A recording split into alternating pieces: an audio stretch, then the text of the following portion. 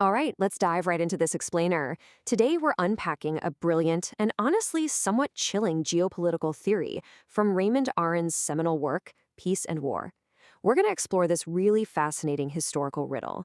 How exactly did the invention of the deadliest weapons in human history paradoxically freeze peace in Europe, while at the exact same time shift the real global battleground entirely to the Third World? It is a gripping story of military standoffs, diplomatic blackmail, and massive economic warfare. So let's break down exactly how this happened. Think about this slightly comedic metaphor for a second, because it perfectly captures a truly terrifying reality. Aron describes the post-World War II standoff between the Western and Soviet blocs as literally two goats locked on a narrow bridge. With Hitler's empire destroyed, you had this massive void left in Europe. And almost overnight, the United States and the Soviet Union just filled it, resulting in a completely divided, deadlocked continent. Neither side could take a single step forward without triggering mutually assured destruction.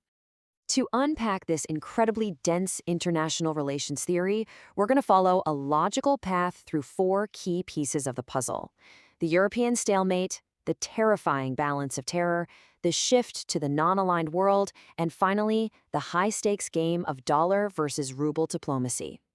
Starting right off with Section 1, the European stalemate.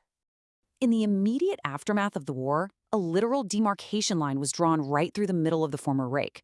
You had two heavily armed superpowers just staring each other down across a divided Germany. Europe essentially became the theater of a Cold War specifically because it had just been the main battlefield of a hot one. But the core asymmetry between these two alliances was stark. The Soviet bloc acted as a total monolith. Moscow called the shots, period.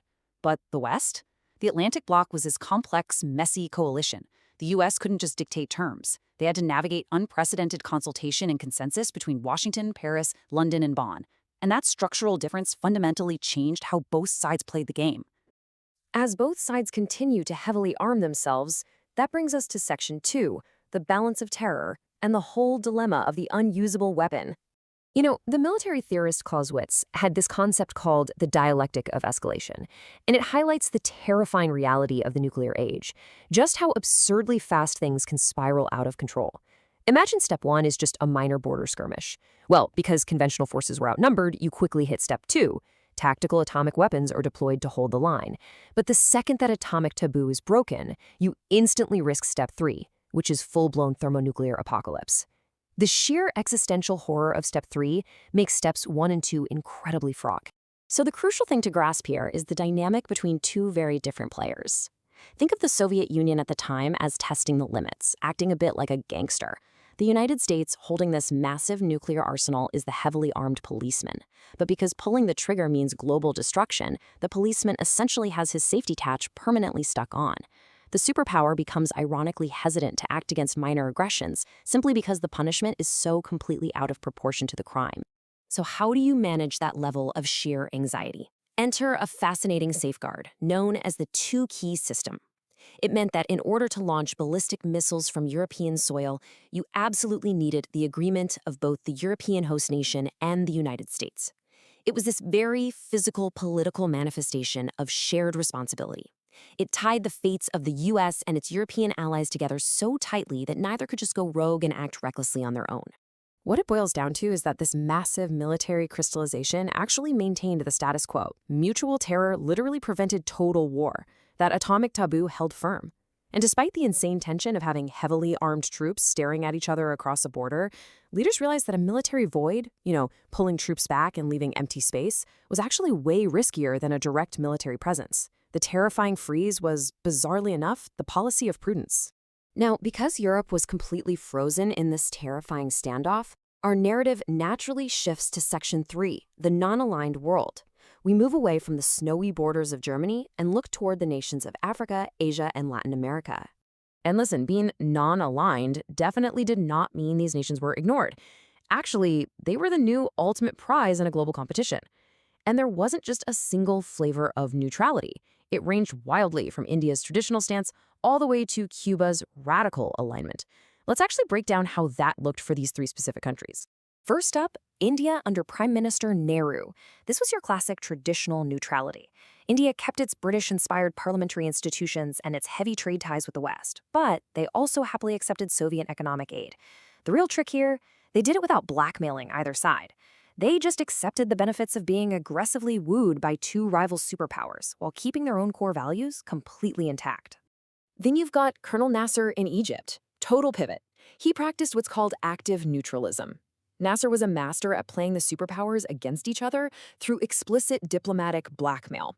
His implicit threat to the West was basically, give me aid or the Soviet bloc absolutely will. And the Soviets were all for this because their number one goal was just severing Western influence in that region.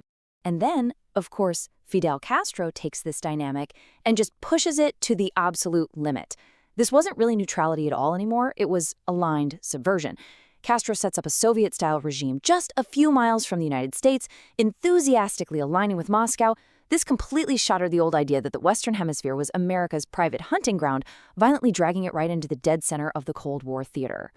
With outright military force completely off the table between the superpowers, we hit our final act, Section 4, Dollar versus Ruble Diplomacy. We're going to look at how Washington and Moscow fought a ruthless, incredibly high-stakes war using checkbooks and infrastructure instead of tanks. So, the U.S. sets the massive baseline for this economic warfare right after World War II with the Marshall Plan, investing a staggering $20 billion. And this wasn't charity, right? It was highly strategic. The goal was to rebuild Western Europe, create these prosperous democratic allies, and make sure that economic void wasn't just vacuumed up by Soviet influence.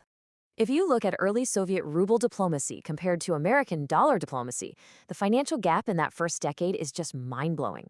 While the U.S. is pumping $20 billion into Western Europe, the Soviet Union only extended about $727 million in credits to its satellite states between 1945 and 1956.